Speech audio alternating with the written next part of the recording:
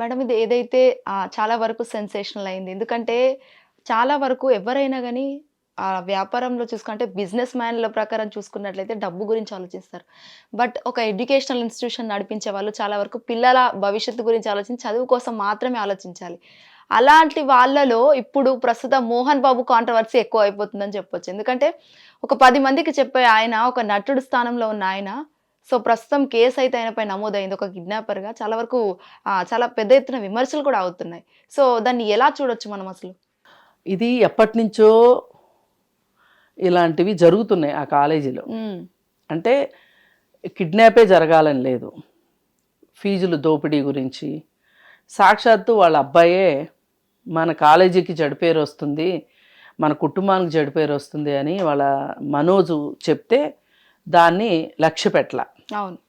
అతను ఇంట్లో చెప్పాడు వినలేదు, బయటకు వచ్చి చెప్పాడు వినలేదు. వీళ్ళ వీళ్ళ పందా వీళ్ళు కొనసాగిస్తూ ఉన్నారు. పైగా వీళ్ళకి ఈ వీటి పేరేంటి బౌన్సర్ల కల్చర్ బాగా ఎక్కువైపోయింది మోహన్ బాబు కుటుంబంలో. అవును. ఇప్పుడు ఇక్కడ కూడా కాలేజీ దగ్గర పిల్లలు సమస్యలు ఉన్నాయని విద్యార్థి సంఘాల వాళ్ళు ధర్నా చేయటానికని వెళ్తూ ఉంటే ఆ ధర్నా చేయడానికి వెళ్ళే వాళ్ళని కిడ్నాప్ చేశారు వీళ్ళు. ఆ స్టూడెంట్ లీడర్స్ని కిడ్నాప్ చేశారు. వీళ్ళు ఏమనుకున్నారంటే ఆ స్టూడెంట్ లీడర్స్ని కిడ్నాప్ చేస్తే వాళ్ళు భయపడిపోతారు, భయపడిపోతే ఈ యాజిటేషన్స్ ఆగిపోతాయి, ఆగిపోతే ఏం పర్వాలేదు అని అనుకున్నారు.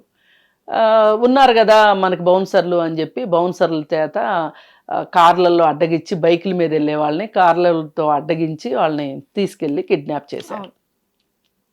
ఇది చాలా బాధాకరమైన విషయం ఇట్లా చేయటము అనేది. ఇకపోతే మీరు అన్నారు మరి పిల్లల భవిష్యత్తు గురించి ఆలోచించాలి కదా, ఎంత వ్యాపారమైనా ఇలా చేస్తే ఎలాగా అని. మరి కేవలం వ్యాపారంగా నిర్వహించబట్టే వాళ్ళు అన్నన్ని కోట్లు సంపాదించగలిగారు, అన్నన్ని ఆస్తులు కూడబెట్టగలిగారు. అంటే ఇటు వ్యాపారం ఉన్నప్పటికీ కూడా సినిమా మీరు అంటారు కరెక్టే, నేను కూడా చెప్తా, మీరెవరండి మాకు నీతులు చెప్పడానికి అన్నట్లున్నారు ఆ తండ్రి కొడుకుల పద్ధతి. ఇప్పుడు అసలు మీరెవరు నన్ను అడగటానికి అని అడుగుతున్నాడు విష్ణు. మరి అలానే అంత బరి తెగించేసిన వాళ్ళ గురించి ఏం మాట్లాడతామండి? ఇంకా వాళ్ళ చట్టమే చూసుకోవాలి. ఇంతకు ముందు కూడా ఫీజుల వ్యవహారాలు, ఫీజు 500 రూపాయలు ఉంటే ఎగ్జామ్ ఫీజు, కాలేజ్ ఫీజు కాదు, కాలేజ్ ఫీజులు వేరు, ఎగ్జామ్ ఫీజు వేరు. ఈ ఎగ్జామ్ ఫీజుకి ఫైన్ వేస్తున్నారు రోజుకి 500. అదే మరి కాల్ రికార్డ్ చేసి వినిపిస్తే మనకు ఆశ్చర్యంగా ఉంది. ఇప్పుడు 100 మంది పిల్లలు ఉన్నారండి, 100 మందిలో ఎగ్జామ్ ఫీజు కట్టడం అనేది మోస్ట్ ఇంపార్టెంట్ అని కడతారు ఎవరైనా సరే. ఏం చేసైనా సరే ఒకవేళ ఏదైనా తాకట్టు బిందో అంత డబ్బులు లేకపోతే బిందో తెపాలో తాకట్టు పెట్టైనా ఎగ్జామ్ ఫీజు కడతారు పిల్లలకి. ఇప్పుడు కాలేజ్ ఫీజులే కట్టిన వాళ్ళు ఎగ్జామ్ ఫీజు కట్టకుండా ఉంటారా? కడతారు కదా.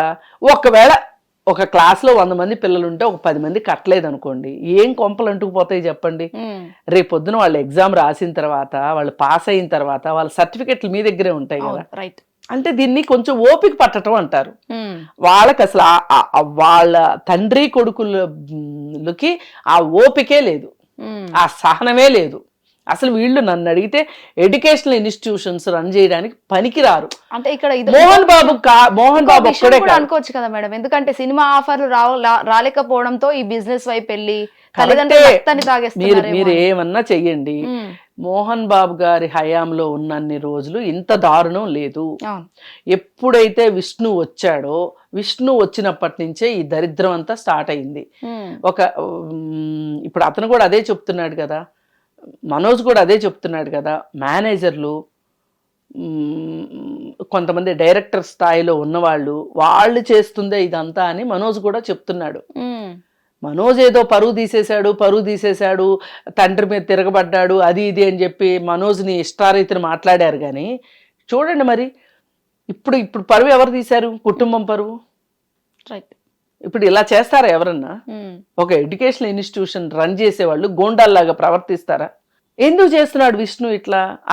అందుకే విష్ణుకి అసలు ఒక ఎడ్యుకేషనల్ ఇన్స్టిట్యూషన్ని రన్ చేసే కెపాసిటీయే లేదు, ఆ మానసిక స్థాయి కూడా లేదు అతనికి.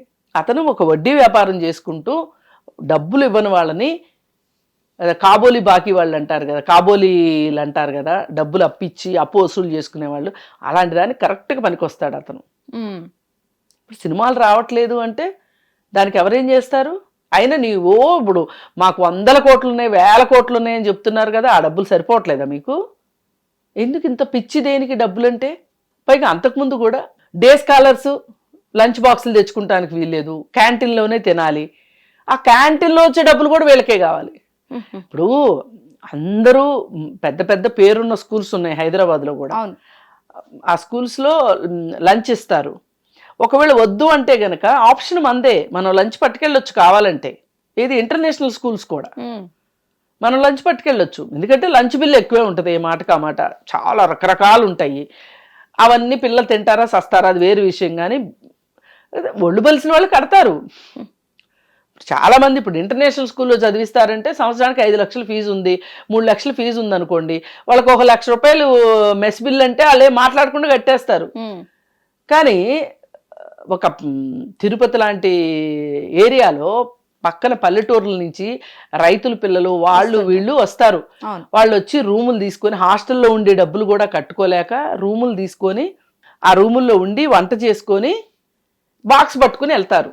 నీకెందుకు? వాళ్ళు చదువుకోవడానికి వస్తే చాలు అనుకోవాలి, నువ్వు నీ ఫీజు నీకు కడితే చాలు అనుకోవాలి.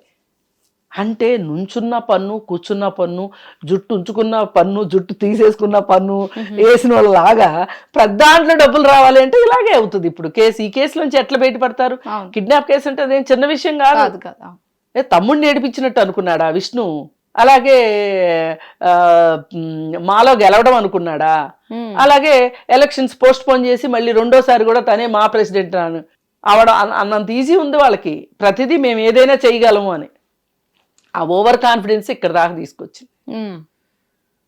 ఏది ఏమైనప్పటికీ చట్టం తన పని తాను చేసుకుంటూ వెళ్ళాలి. ఇక్కడ ఎవరైనా సరే వీళ్ళకి రాజకీయ నాయకులు కానీ అట్లాంటి వాళ్ళు వీళ్ళకి సహాయాలు చేయకోకుండా వీళ్ళు తప్పు చేశారు, తప్పును అది నిజంగా కిడ్నాప్ చేసినట్లు కూడా వచ్చేసింది. ఇంకా దీని గురించి మాట్లాడుకునేది లేదు, చట్టం చూసుకుంటుంది అంతే. అంటే ఇక్కడ మేడం ఇంకొక ఆలోచించిన విషయం ఏంటంటే, మోహన్ బాబు లాంటి వాళ్ళు కూడా చాలా మంది ఉన్నారు కదా. సో వాళ్ళని ఏమంటారు అంటే, ఒక సెలబ్రిటీస్ కాబట్టి వాళ్ళని పోలీసులు జస్ట్ కేసు నమోదు చేశారు తప్ప అరెస్ట్ చేయలేదు. బట్ వేరే కామన్ పీపుల్ ఎవరైతే ఉన్నారో వాళ్ళనైతే ఖచ్చితంగా అరెస్ట్ చేస్తారు. అది చట్టం ఎవరికైనా చట్టం ముందు అందరూ సమానమే అనుకున్నట్లు. పైగా ఇది కేసు కూడా బయటకు వచ్చింది. ఖచ్చితంగా దీనిపైన దోషుల్ని ఖచ్చితంగా శిక్షించాలి. ఇలా చేస్తే ఏమవుద్ది అంటే వేరే వాళ్ళు ఇలా చేయకుండా ఉంటారు కనీసం. హిట్ టీవీ యాప్, ఇందులో short news, live news, entertainment shows, movies, digital magazines తో పాటు మీ జిల్లా వార్తలను కూడా ఫ్రీగా చూడొచ్చు. ఇంకెందుకు ఆలస్యం, వెంటనే హిట్ టీవీ యాప్ ని డౌన్లోడ్ చేసుకుని ఫ్రీగా ఎంటర్టైన్మెంట్ పొందండి. Hit TV app, hit TV app, please download hit TV app. Hit TV app ని ఫ్రీగా డౌన్లోడ్ చేసుకొని ఎంజాయ్ చేయండి. మీకు నచ్చిన ఎంటర్టైన్మెంట్ కోసం హిట్ టీవీ యాప్ ని ఫ్రీగా డౌన్లోడ్ చేసుకొని ఎంజాయ్ చేయండి. హిట్ టీవీ యాప్ ని డౌన్లోడ్ చేసుకుని ఆస్వాదించండి, ఆశీర్వదించండి. ఇంతమంది సెలబ్రిటీలు హిట్ టీవీ యాప్ ని డౌన్లోడ్ చేసుకోండి అని చెప్తున్నారంటే ఎంత మంచి యాప్ ఆలోచించండి. అమెరికా అమెరికా అమెరికా అమెరికాలో చదవాలనుకునే వాళ్ళకి విశ్వసనీయమైన పేరు మన శౌర్య కన్సల్టెన్సీ. UK లో 1 year masters, UK లో 1 year masters, 2 years work permit up to 5 years visa. Contact Saurya Consultancy. Contact 89851 89851.